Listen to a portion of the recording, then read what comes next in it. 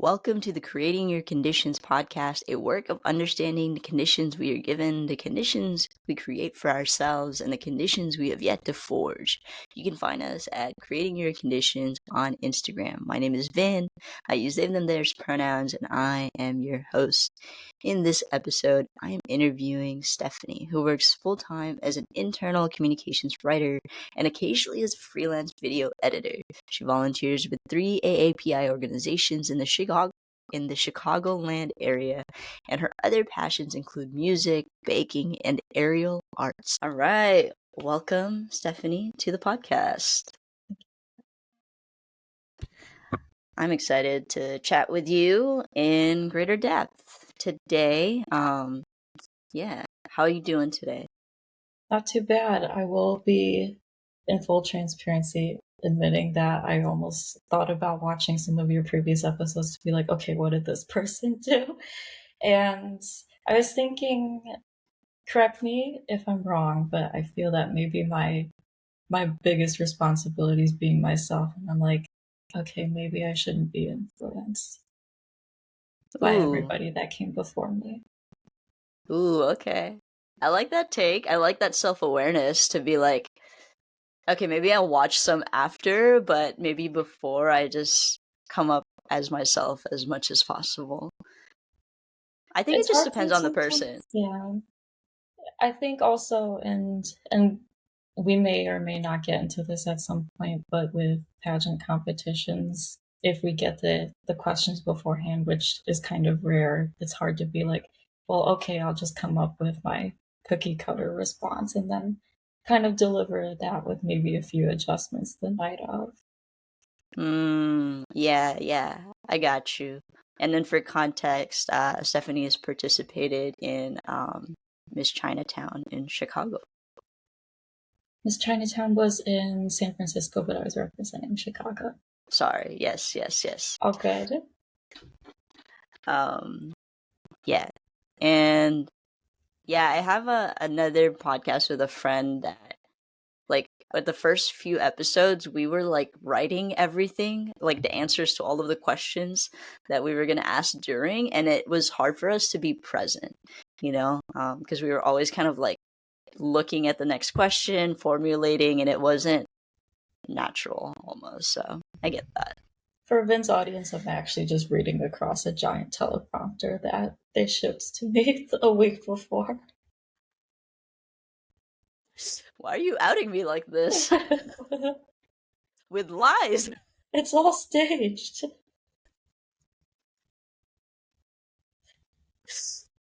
Well, this is turning into a different podcast now. But yeah, I'm glad to have you here. I'm glad to have also nurtured our friendship from afar because we met on a Facebook group, and then I moved out of Chicago, and then we haven't actually met in person yet, but we like chat every month. I admire the yet. It'll happen eventually. We just haven't had the means to. Yeah. It will, and I'll be back in Chicago. When I come to California. I don't mean to plan this during the episode, but just as an aside, I'll be coming to San Francisco to watch the 2024 or 2025 coronation. So maybe I'll come see you after that. Ooh, when is it? February. Okay, let's talk about that. That's soon. It is the weekend after Valentine's Day. I don't know if that affects things, but nah. Okay, all right. We'll talk about that. Good stuff. Cool. All right, let's do our little intro question.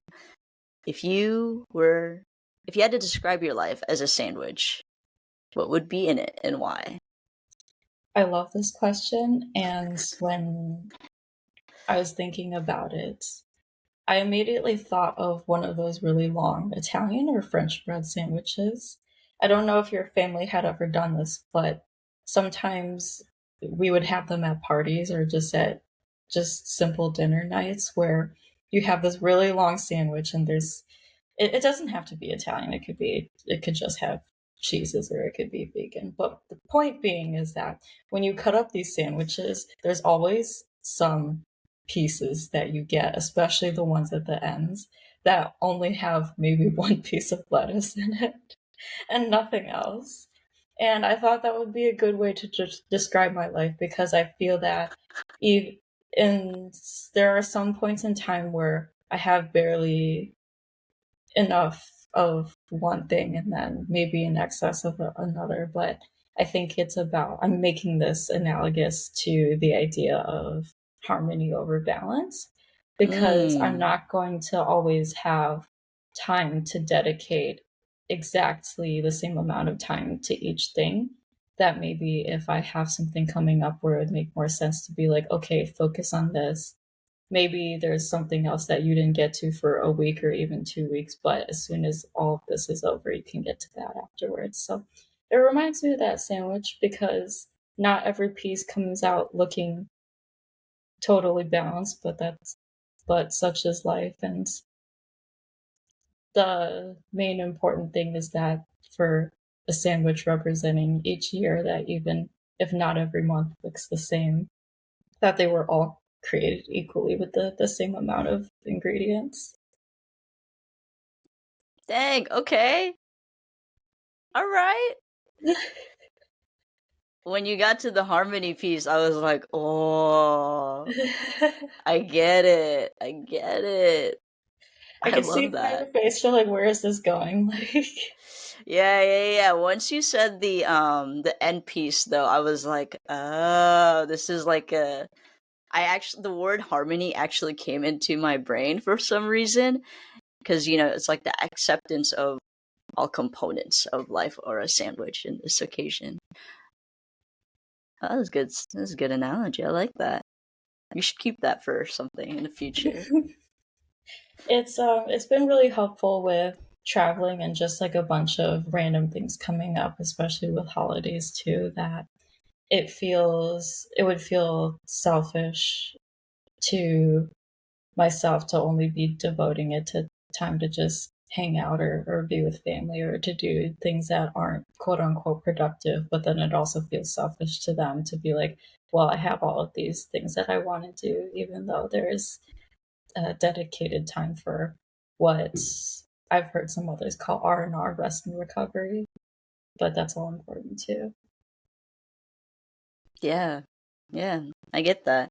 And like end of the year family time is always like so it is complicated, because you do a lot of posturing around one another, but you're still like grateful to be together, but you're also like this is not how I normally act.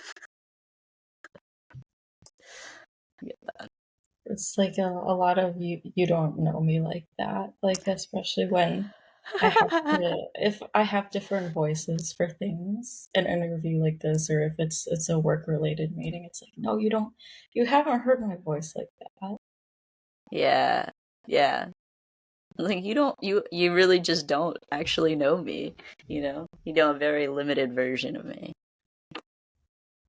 Cool. I like that sandwich analogy. That was solid. That's why I was Um like, if it ends up being a multiple choice kind of a thing where I'm allowed to choose, I'm like please do the sandwich one. yes. We love options.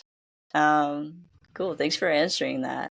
Why don't we start off with telling us, the folks that are listening, where did you grow up and what was growing up there like for you? Definitely. I grew up in a city called Southgate, Michigan.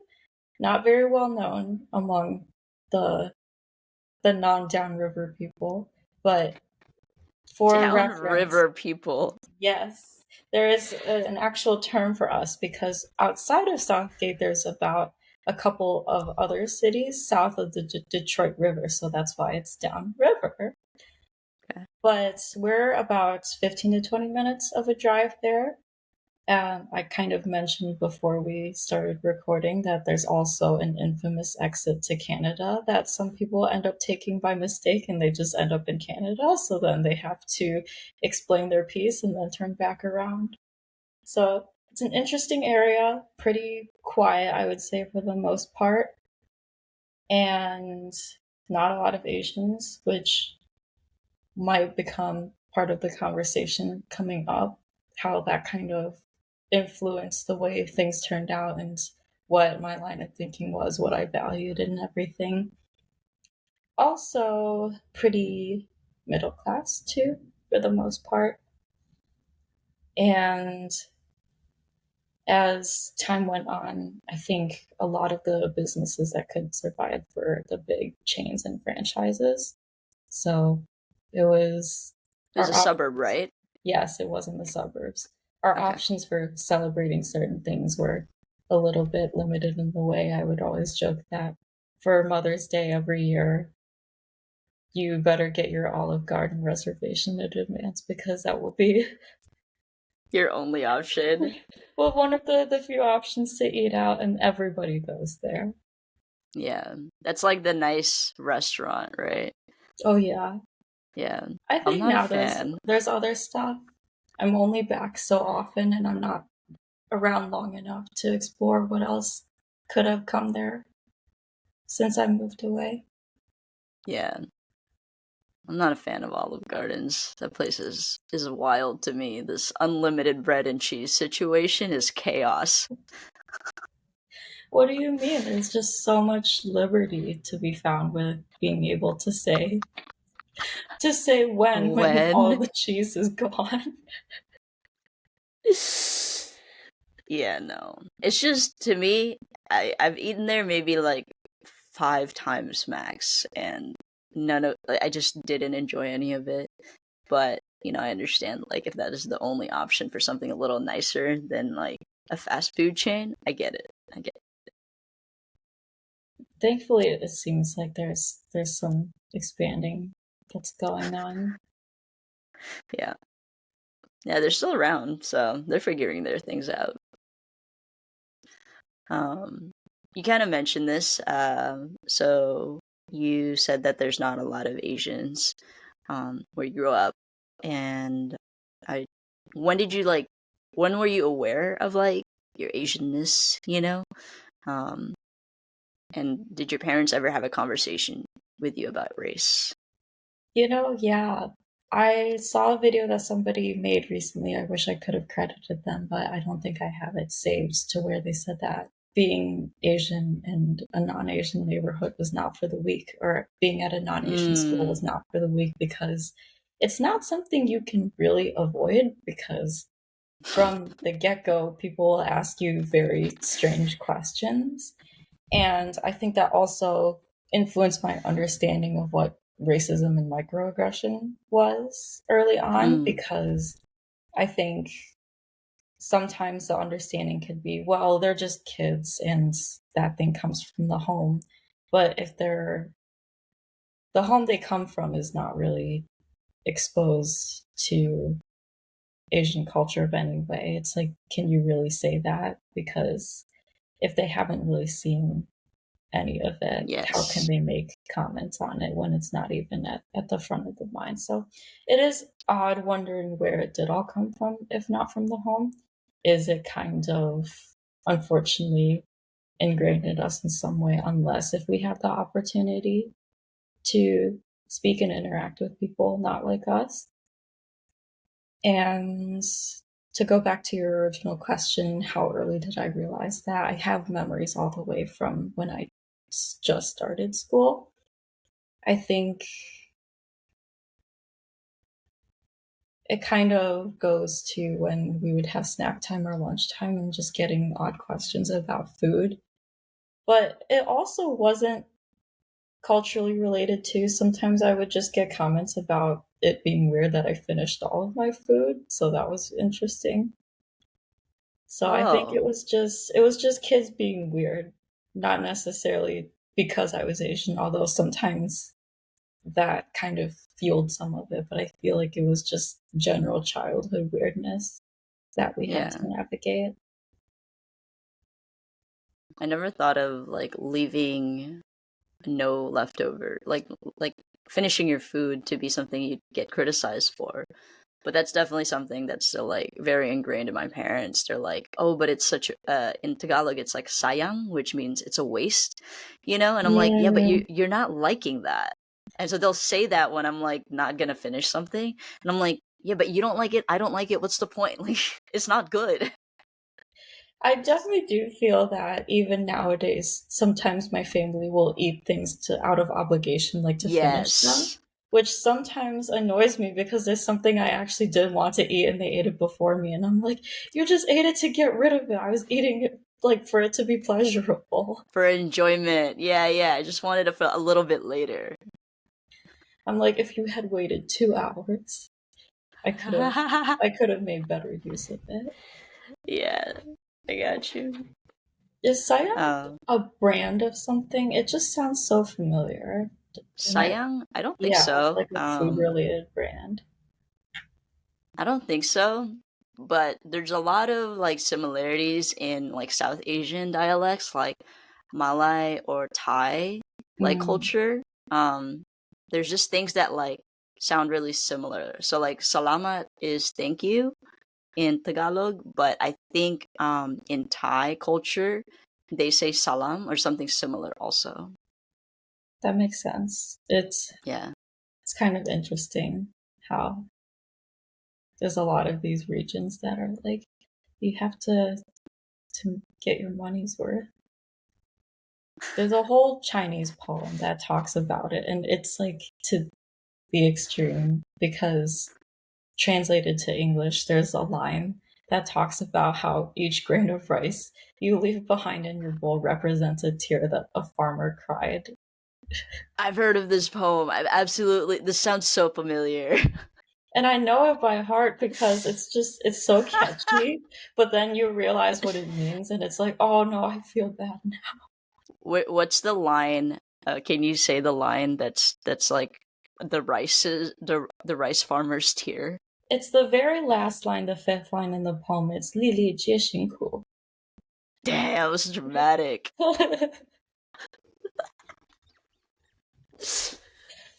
Think about that next time you want to leave stuff on your plate, I suppose. No, I'm too Americanized. It's not in me anymore. I've been corrupted That yeah, that's wasteful a now. line I've used before. I'm like, I'm too American for this. Yeah, yeah. Interesting though. And I don't know. Did your parents? I think you said that your parents didn't really have a conversation with you about like your Asianness, and or did It you was ask them? never, yeah, it was never unprompted.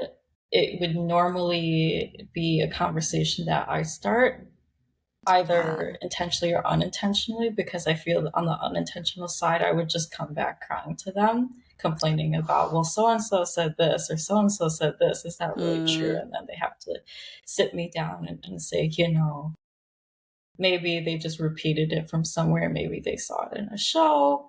It's not true. Just do what you're doing. yeah. They Aw. have changed their responses sometimes in the past to see if it would produce any different results than it did before, because I remember for my older sister we have quite a bit age gap that I can get into later if it's necessary. But when she was growing up, she had similar issues and complaints about things that she had been experiencing in school. And sometimes there would be the response would be different in that maybe one time they'd be like, oh, you know what? If it's giving her that big of a problem at school, we'll swap out her lunch instead of rice. Maybe she'll just get a sandwich or something. Or sometimes it's like, no, Uh, you just keep bringing what you're bringing. And if people have a problem with it, well, they're missing out on delicious food. yeah. Dang. That sucks, you know? Like my parents never made me lunch or breakfast. I got like the reduced lunch at school, which is basically free. Um, We have that so too. yeah, I wish like they would just give me a couple bucks for like snacks for extra food if I needed. But they just didn't have the time. So it's always interesting to hear the lunchbox stories from like other Asian friends that did experience that kind of like ugh, what's that in your lunchbox, you know? Yeah, I can't remember if there was a particular reason why we would alternate between me bringing food for long stretches of time or me just going to buy food. Maybe it was the convenience. Maybe they realized, oh, if you think about the value you get for what you pay, because even if you were not reduced lunch pricing, it was actually fairly good from what I understand. Knowing now that it would probably cost you $15 to $20 to get lunch anywhere in adulthood, maybe that's what they were thinking. Yeah. Yeah, I think the lunch was like, I don't know, $1 or something and like reduced. Um, I don't know what school lunches cost now though. It's probably way more than that. Yeah. Maybe the kids now are better off going to Chipotle cost wise. Maybe. Um, what else do you remember about growing up in was Southgate? Correct, Southgate. Okay, yeah. What else Not do you to be remember growing confused with Southfield, which is more in the west. up? I don't Michigan very often at all. I've never been, so I would not make that mistake. Now you won't because of me. It's true. Other childhood things I'm trying to see. I think another part of it, not to follow the stereotype, but grades and performance and scores were everything. And thinking about how simple life was outside of that, there kind of was a reason for it because whatever energy you had left from working so hard and studying and going over things, you kind of just liked to lounge around a lot. And my household was pretty quiet. And for my parents, they didn't really have a reason to be outside of the home if they weren't working, except for the one off school event or something that I had that I asked them to drive me to. So I think that that kind of set the tone for how I thought things were supposed to be. It's like, oh, stay inside, not necessarily because we think you're a troublemaker or anything, but because why else would you would be out doing things? It's safer here, it's quieter here. You know your own space better than anything else. Hmm. Do you think that was because your parents were introverts or because they were worried about your safety? I do think both of them are introverts, but I think that plays less of a role than the fact that they are just the biggest homebodies in the world. Even now, it's hard to convince them to come to, let's say, Chicago to just visit for me, to stay a few nights and to try out restaurants. That idea just it's not very like them. But of course, I love them nonetheless, but sometimes it's like, come on, mom and dad, so and so's parents just visited them this weekend. It's a common thing here. Yeah. Yeah. Are your parents still working or are they retired now? Yes, they are. They would like to retire within the next few years. They're a little bit older now, but we'll see. Okay. Cool. I Cool. think it is good with them being home a lot to keep them active in a way and to keep their minds sharp. I think it is I don't think it's necessary for them, but I think it's important for them just at this stage of their life. Yeah. Yeah. Agree. I keep trying to get my mom to read more books. I'm like, it would help you with your memory. Like, it would help you with your sentence construction. I think on top of getting them to read things or to get hobbies, I'm also trying to get them to exercise. And I saw a Yeah. video of um, someone who had convinced her Indian parents to exercise, and all I was thinking of, how did she convince them to get started? I feel that that's the most difficult part. I once I have like a steady income again, I feel like my plan is to be like, "Hey, I bought you a gym membership. Use it. Come with me." What I did, because I knew that if I told them that they had to drive to a gym, that they'd be like, "Stephanie, cancel this right away." That I got them a walking pad for Christmas because I was Ooh. like, "See, you could put it in front of the TV and you can watch the news since you already do that every day, except this time you just walk for the 30 minutes." Yeah. Yeah. Nice. I'm not around to see the results or the lack thereof, so all I can do is cross my fingers. Hope they're making use of it. Such a fun It's a fun side quest of adulthood or main quest, depending on your role in the family, to like get your parents to do stuff that you know is good for them, but you're like the child.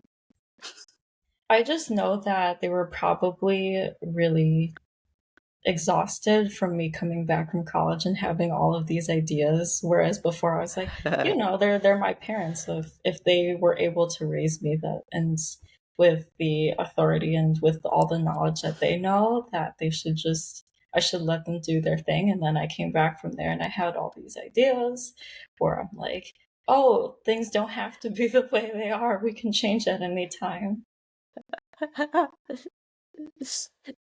I just laugh because I definitely I remember feeling that when would come home from college and be like, how come this? How come that? Why don't you, you know? And they're like, go away, shut up.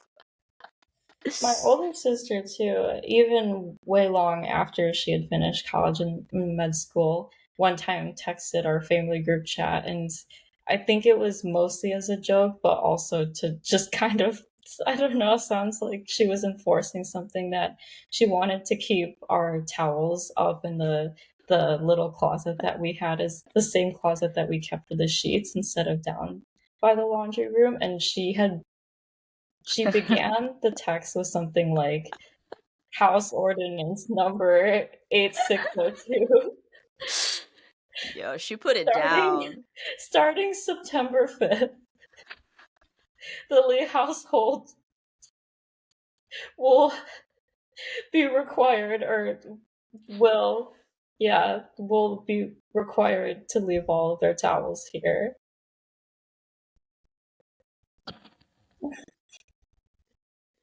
That's hilarious.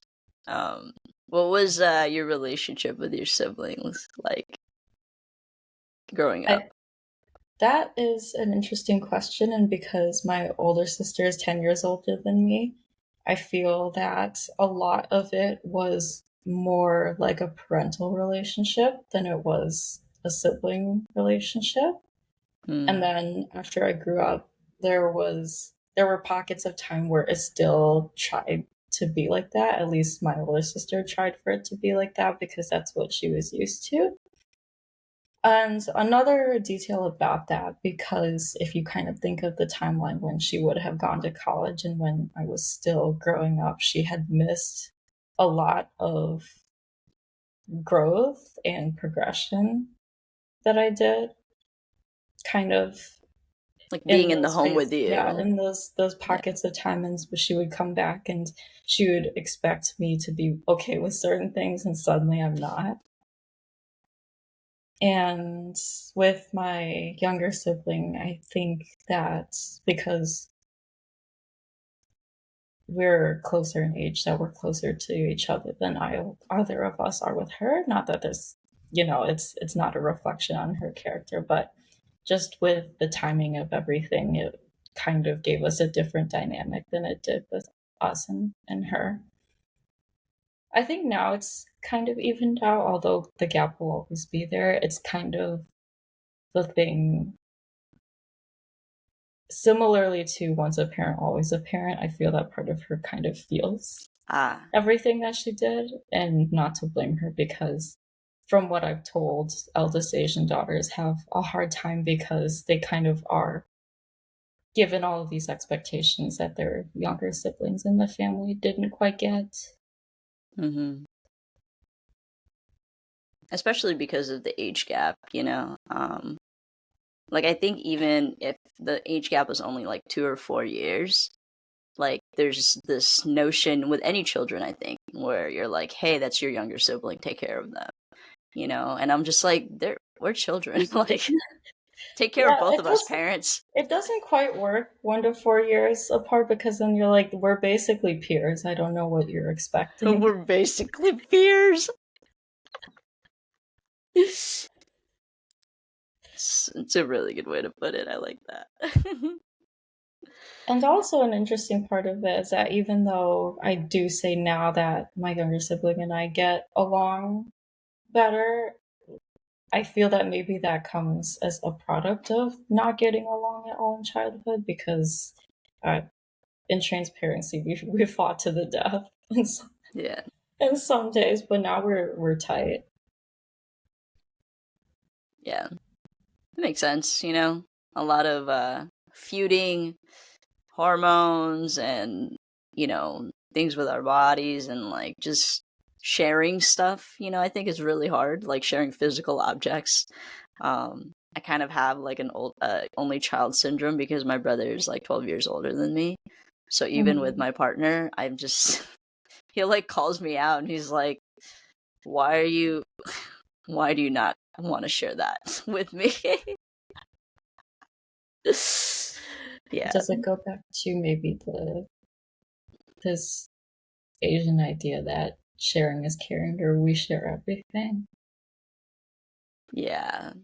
And I didn't, you know, I was just well, I just had mine. What's mine is mine, you know, growing up. And yeah, yeah, no, I'm bad at sharing. Trying to be better though. But yeah. Um okay, so like give a pretty good like I feel like backstory to your childhood, your upbringing.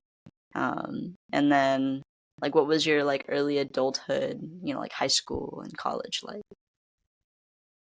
Yeah, I think reflecting on this question is interesting because I think it was through the lens of how those experiences influenced me to choose things later on, like interests or work or and hobbies and whatnot. And I think it wasn't until long after all of that had passed that I started to develop a sense of the things that I liked in the not that I didn't have hobbies or interests at that time, but I think a lot of it changed as I had more time to just explore.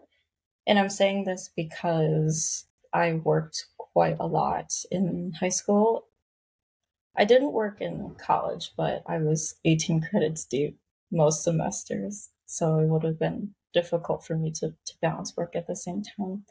In high school, though, I had two different jobs on and off throughout the summers when I wasn't doing school, and then sometimes the weekends while I was still in school. I worked as a front desk receptionist at a hotel, and I also worked as a teller in a credit union. And there was one summer where I was doing the credit union full time, and on the weekends, I went to work as the front desk agent. And Whoa. And so your I, parents were okay with you working this much? yeah, I think, you know, with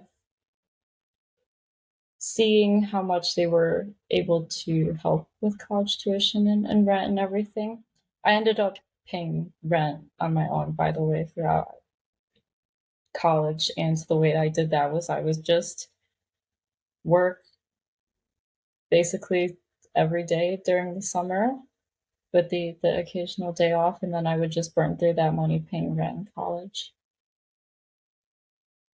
Got you, got you. Okay. We did have financial aid and they did have their contributions, but it wasn't enough to cover the whole thing, and I think that's why they didn't say much about it when I ended up doing that. Yeah. I think Dang. it does teach you things in a way. Oh yeah, absolutely. I think with working that much, I don't I didn't imagine myself working that much in the future, although if it ever came to that point, hopefully it would only be for a short temporary period of time, but it did teach me a lot of discipline, I think, which I, to be truthful, may have lacked sometimes. I don't know if it was because I was burnt out from studying so much or if it just because it was a character thing Mm, or skill issue, they say. yeah. No, I think like working at a younger age is good for you. It teaches you about money because I just didn't have like those conversations with my parents, and they wouldn't let me get a job until I was like 21. Um, so I feel like that really delayed my financial literacy, my ability to produce an income, my understanding of money. So it's cool. I guess sometimes, yeah, how some are actually prevented from working until certain ages because either to concentrate on school or to Yeah, build other skills that you wouldn't get from working at a younger age. Those have all skills in their own, but I would see how some might feel that in exchange for not developing other skills, you're developing those types of skills. yeah. No, I think teenagers should be taught how to handle money. Like, I think that's really important, um, especially considering the amount of debt that an average American is in.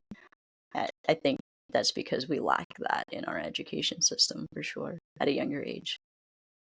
It is interesting. I don't know if it's like this where you're from, but there are certain opportunities that we had to learn in school, but they were optional electives. And most of the time, people are so focused on getting the requirements out of the way that they never even consider financial literacy or the home economics or anything like that. Yeah, yeah, absolutely. Yeah, everyone should do home ec and learn how to make a meal for themselves.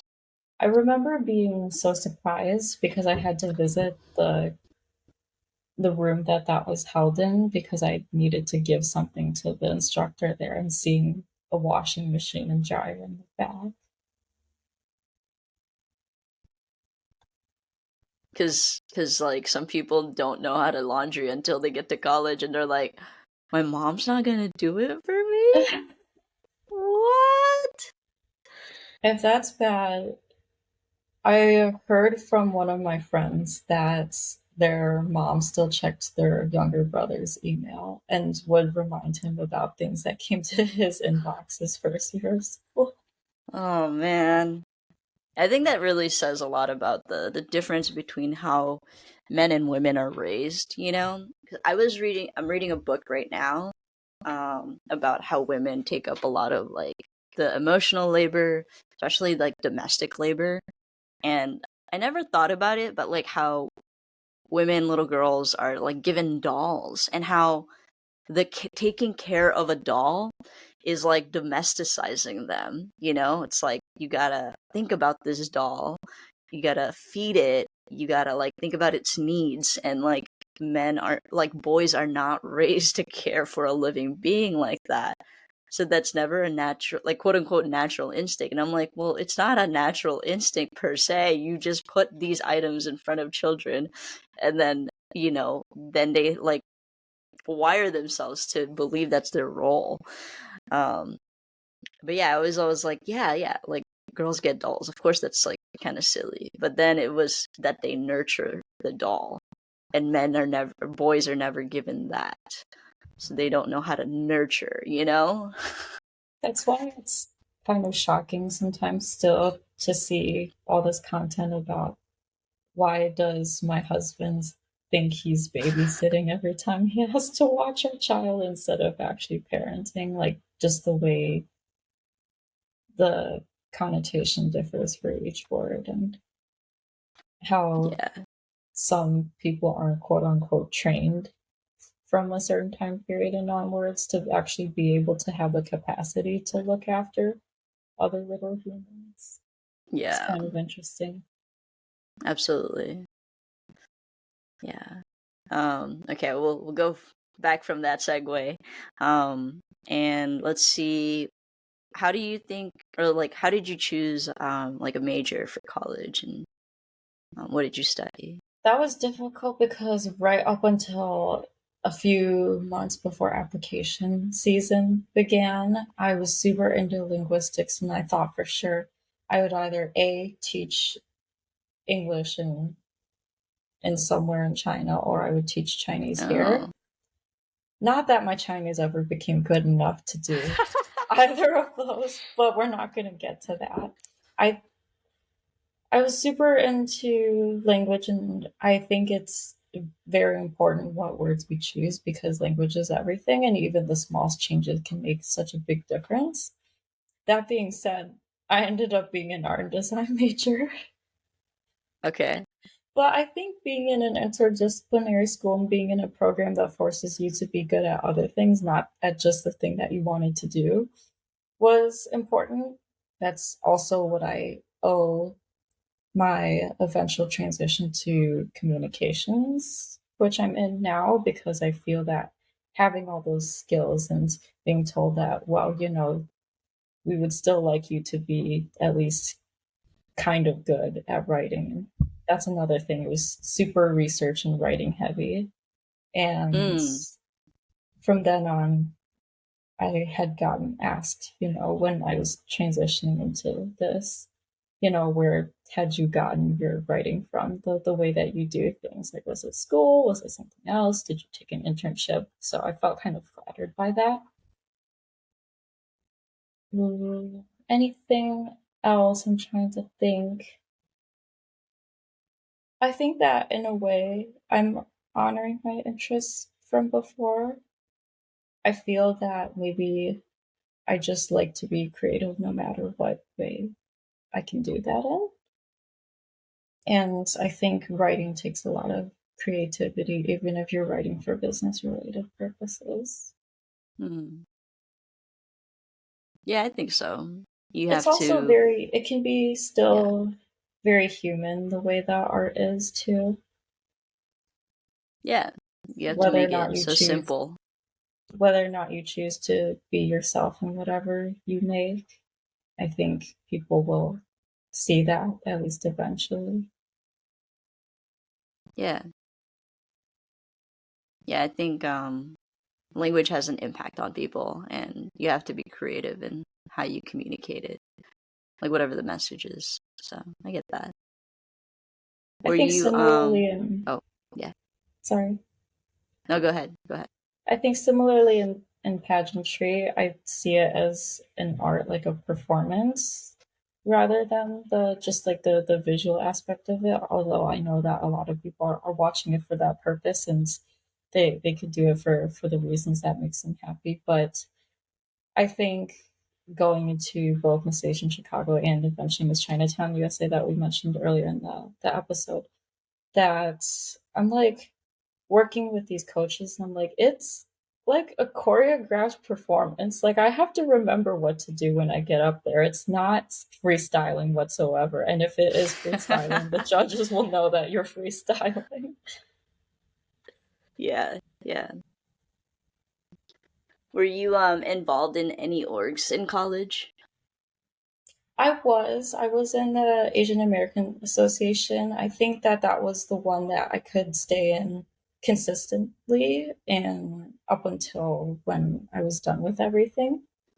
The I didn't have any board positions or whatsoever, but I did come back every year because I liked the events that we did, and we always made good food, and you can meet good people from that. Yeah. What was it like having an Asian American like group you could be part of when growing up you uh got othered for being Asian? I think what was interesting about it is that because I was the only Asian in a lot of settings up until that point, is like the way that I self actualize or think about myself is that the sense of belongingness is sort of earned or bought in a way, unfortunately. And even going into these organizations, I'm like, well, I'm not going to be outed because I'm Asian because we're all Asian, but maybe there will be something else that maybe separates myself from the rest, and maybe not always in a positive way. So, like, maybe it Mm, had something to do with my personality or my response to something. And so I felt like I was always being careful at first with everyone I met, like trying to be super self aware about what everybody thought of me to the point where it's difficult to actually build a relationship. mm, It gets easier over time, but there's yeah, always these little things that come here or there. yeah, yeah. Just the hesitation, right? Because you're just not used to it. You're like, I don't know, something could still go wrong here. It's so easy to tell when some people just show up expecting you to take them as they are, and it's kind of refreshing. Hmm. I'm Yeah. like, this could be you. It's like me to me. This could be me. Seriously. Yeah, I got you. Um, so then when you wrapped up college, what did you do next? Immediately after I became a content creator and digital media specialist for a production supply company, which looking back sounds like the most random thing that ever happened to me.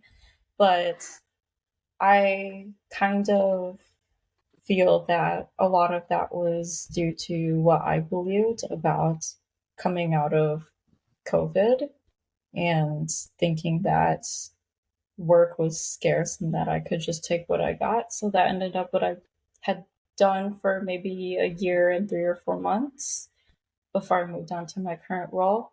I didn't really do much outside of that at the time. I did try to start a podcast at one point, and it took a lot of time, and I wasn't getting back what I wanted out of it. I think also I started a few other things that I would terminate kind of unintentionally in the next few months because I didn't find anything that stuck at that time. I got you. Um, and did you enjoy that role before you transitioned, or were you like, this is way too many random things at once? I think just being there because it felt so random and because I felt overqualified that I knew something needed to change. I was happy for the opportunities that it did give me, at least financially speaking. Like I could just, with commuting from home and not spending my income on many other things, that I could just be like comfortable, I guess, until like emotionally it was really uncomfortable to have to show up to a place like that every day, knowing that it just wasn't Hmm. right.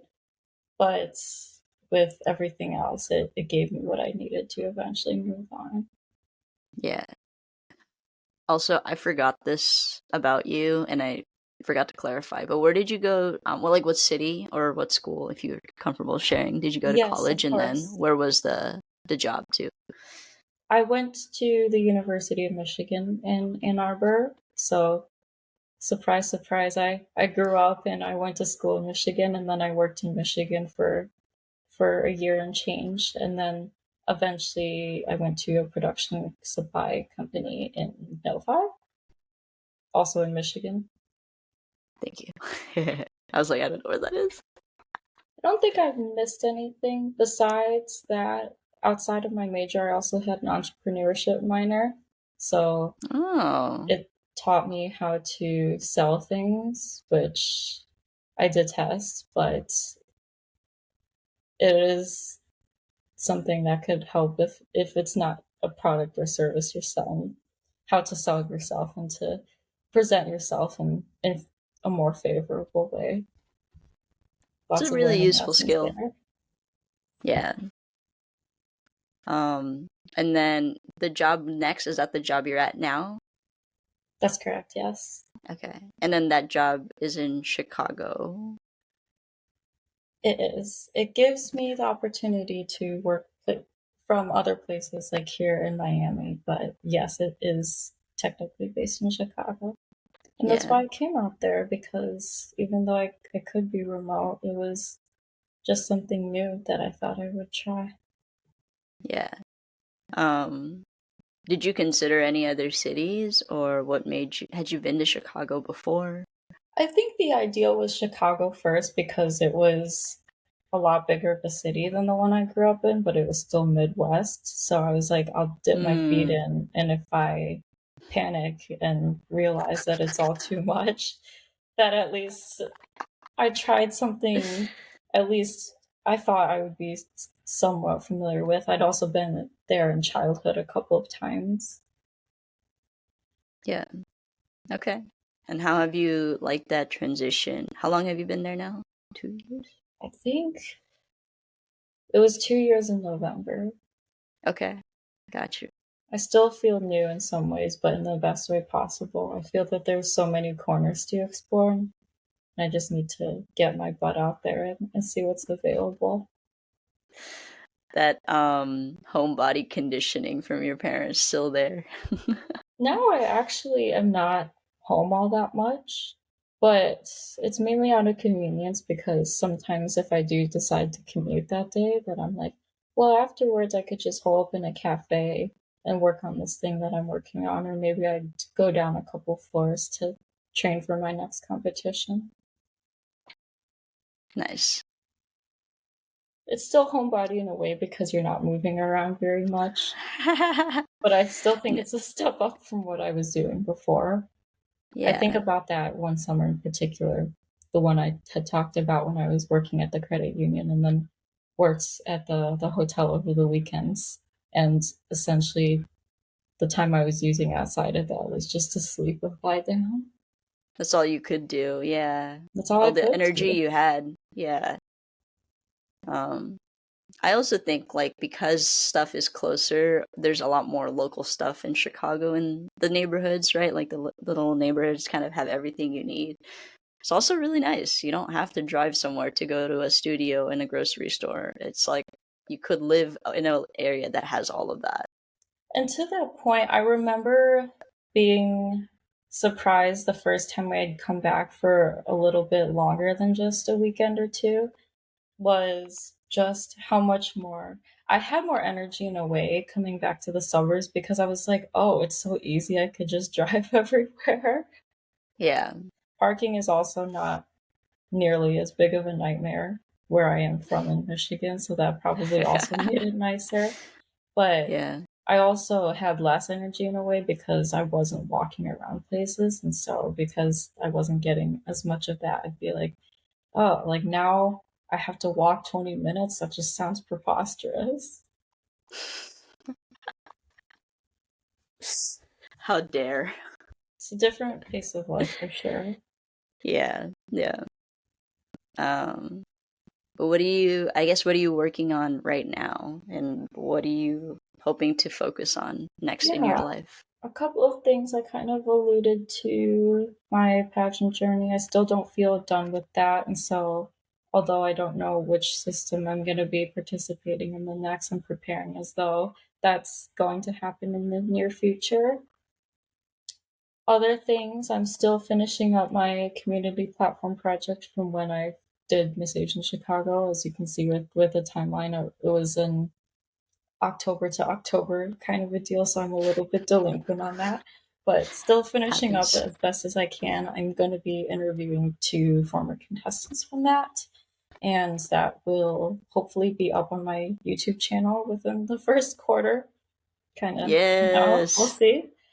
I do want to build out that channel eventually, and so if I hold myself more to it, there will be more content out there. And also, in watching your videos, it kind of keeps me going too. Because I'm like, Vin just posts so consistently. I need to be like that. I'm trying to. Honestly, I'm using the podcast as a not as a thing that I can post, so I don't have to post every week, um, which is nice. It's like an excuse to conversate with my friends. But yeah, it is hard to post consistently. Like four videos a month is hard. It really is. I don't Yeah. know about you, but I can also be stuck in planning mode for the longest time where I'm like, why don't you just pick up the camera and actually record it? And if it's not what you want, take what you learned from it and then make it better. Yeah. The biggest, I think for me right now, the biggest point of a strain, uh, is that the term I'm looking for? Pressure point? I don't know. But yeah, the biggest strain in my process right now is going from filming it and then starting to edit. And then like once I do edit, like it doesn't take me that long because I have the muscle memory of like, 2 years of being consistent. But it's still like just getting to start editing after recording because I'm just like, it's in the folder in my computer now. I'll just ignore it for a week or two. You're like, I know how to do it, so it'll be easy once it won't take too long. Yeah, yeah. But then I'm like, oh shoot, I'm late. But yeah, I mean, consistent can look different for everyone. Consistent could just be a video a month, a video every 2 months, right? It sure can. You are right about that. Yeah. We talked about my nonprofits, so other things that I'm working on. We also just closed a silent auction that we did online for the National Association of Asian American Professionals. We raised Nap. about $800 from that. So not quite Nice. up to the monetary value of all the items we had on there, but maybe they'll be used for future events. Yeah. And still trucking along with the other ones, trying to do some more mental health and wellness related workshops when I can. Cool. I wanted to ask you, I don't think I asked you explicitly, but Sure. what made you get into like the pageant world? Totally by accident because went to Facebook when I was sick with COVID on Thanksgiving Day because I wanted to make more friends. And there's an a Midwest Asian interest group just for meetups and stuff my that the founder and producer of Miss Asian Chicago posted an advertisement to. And for some reason, being sick in bed at my absolute ugliest and most fatigue, I thought I could do it somehow. Hell So I yeah. ended up, submitting an application and just went from there.